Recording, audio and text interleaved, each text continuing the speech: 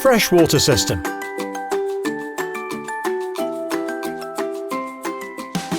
Before you fill up the freshwater tank, align your mobile home so that it is level and close the water taps in the kitchen and bathroom.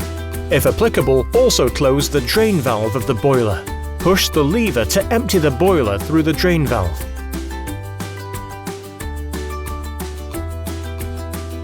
Use a clean hose to conveniently fill the fresh water tank through the mobile home's filler neck.